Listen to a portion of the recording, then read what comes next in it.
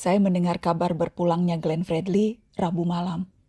Saya tengah bersiap menuju live Mata Najwa di studio ketika Dr. Tompi menyampaikannya.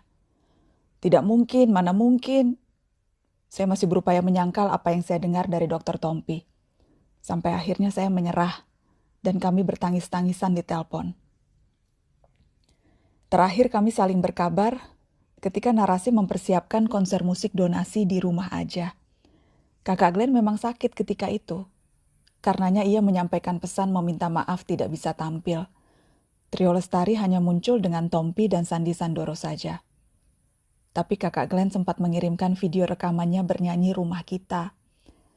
Itu video penampilan terakhirnya, kata Dr. Tompi ke saya. Saya ingat beberapa kali mengingatkan untuk mengirim video rekamannya menyanyikan Rumah Kita. Sudah buat videonya, ditunggu ya kak, kalau belum ada kakak Glenn Fredly belum lengkap video ini. Berulang kali saya menerornya ketika itu. Video itu akhirnya ia kirimkan. Dan baru kemudian saya tahu, ia menahan sakit saat menyanyi dan merekam dirinya sendiri menyanyikan lagu Rumah Kita. Saya membaca lagi percakapan itu. Tambah hancur hati saya. Ya Allah, andai saja saya tahu itu akan menjadi percakapan terakhir kami. Saya mengenalnya sejak lama. Berulang kali ia tampil di Mata Najwa. Dan ia tidak pernah hanya bicara tentang musik. Kakak Glenn bicara banyak hal lain tentang demokrasi, toleransi, dan pentingnya berbagi kasih. Kami juga sempat berkeliling. Ia pernah ikut saya ke Makassar dan saya pernah ikut kakak Glenn ke Ambon. Jika diingat-ingat kembali, momen-momen penting dalam karir saya selalu ada kakak Glenn. Ketika saya menutup perjalanan karir saya di Metro TV, kakak Glenn dan Dr. Tompi hadir khusus memandu acara perpisahan. Ketika saya galau masa-masa jeda dari televisi, kakak Glenn mengajak saya yang tidak bisa menyanyi ini untuk tetap terlibat dalam konser ulang tahunnya. Kakak Glenn meminjamkan panggungnya yang megah itu dan memberi saya tempat untuk tampil. Ketika saya memutuskan memulai perjalanan baru membangun narasi, kakak Glenn juga salah seorang pertama yang tanpa pikir panjang mengatakan siap bergabung. Bermodal nekat, saya memberanikan diri melamar seorang Glenn Fredly, memintanya membuat program khusus bersama Dr. Tompi di Narasi. Padahal bentuk narasi seperti apa di awal-awal itu juga belum jelas. Tapi ia percaya pada kami. Sedemikian percayanya sehingga membatalkan rencananya membuat program serupa di televisi nasional dan memilih Narasi sebagai rumah barunya. Ia sangat populer sebagai musikus yang menembangkan cinta. Lagu-lagu syahdunya minimal pernah didengar sekali dalam seumur hidup oleh penduduk Indonesia manapun. Bagi banyak kaum muda, salah satu atau dua lagu kakak Glenn akan mengingatkan mereka pada satu fase dari masa muda yang mengharu biru. Suaranya menemani banyak dari kita melewati hari-hari yang sulit ataupun baik.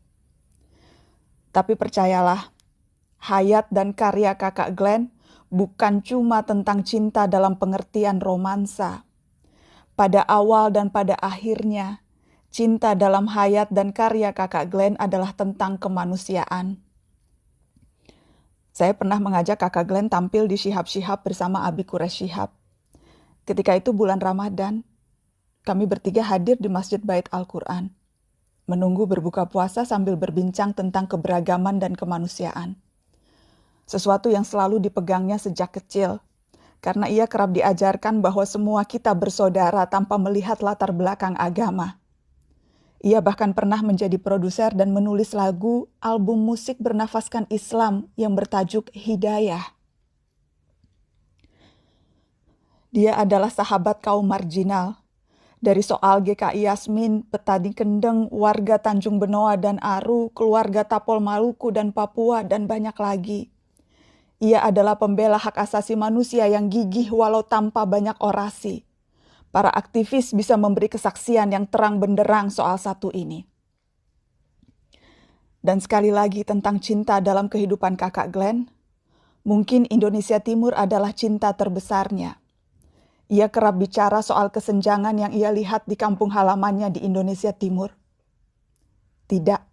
Ini bukan tentang Ambon atau Maluku yang merupakan tanah kelahirannya belaka, tapi seluruh tanjung dan selat, pantai dan bukit, hutan dan desa-desa di seluruh pelosok timur Indonesia. Berkali-kali di setiap kesempatan ia tak pernah lelah berbicara tentang timur Indonesia. Dengan caranya sendiri ia selalu mengingatkan kita bahwa Indonesia bukan hanya Jakarta atau Pulau Jawa. Glenn Fredly adalah juru bicara dengan suara paling indah tentang keberagaman Indonesia dan betapa keberagaman itu masih timpang di sana-sini.